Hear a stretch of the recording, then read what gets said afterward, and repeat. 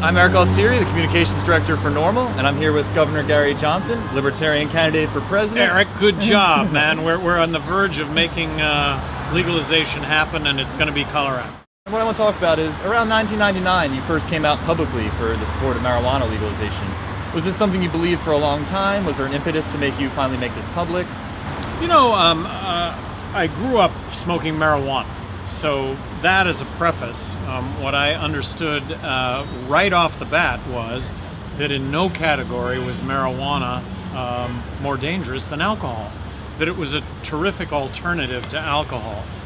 Back in 1971, I, in my wildest dreams, did not believe that it would still be illegal, that it would still be criminal, that people would still be going to jail 40 years later.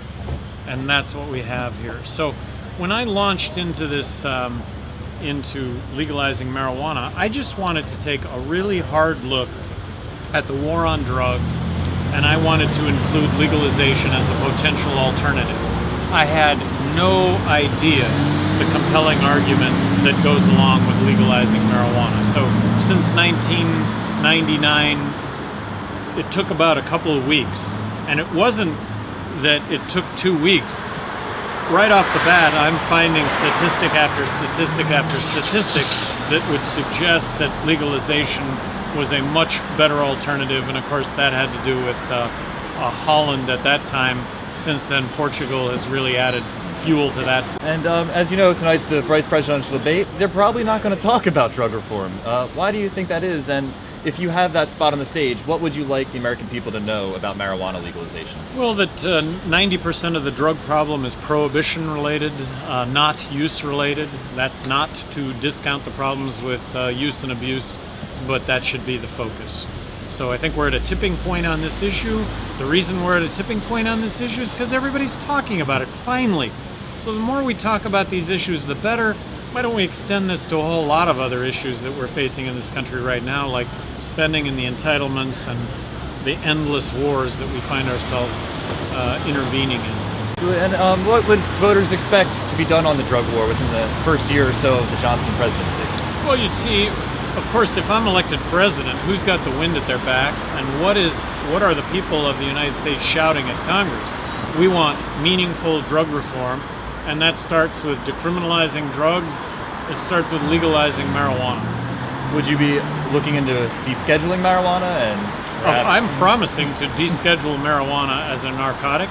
I am promising to set up a process for pardoning individuals who have been convicted on victimless, nonviolent drug crime.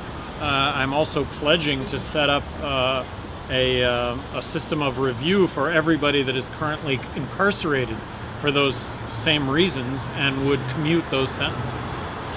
With, as you probably know, legalization pulling over 50% and decriminalization in the 60s, medical marijuana in the 70s, there are a few politicians other than perhaps yourself, Barney Frank, Ron Paul come to mind, who are openly embracing marijuana legalization and marijuana law reform. Why do you think they're so hesitant to put their foot in the water despite this polling data, which politicians usually live or die by? Well, it's the root of all evil. The root of all evil are politicians that want to get elected or reelected, and in the name of getting elected or reelected, this is the opinion when it comes to marijuana legalization. And these are people with their heads in the sand.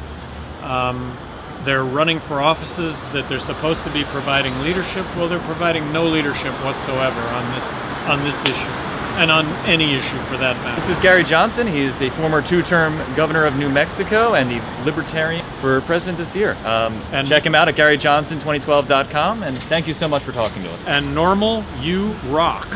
You rock.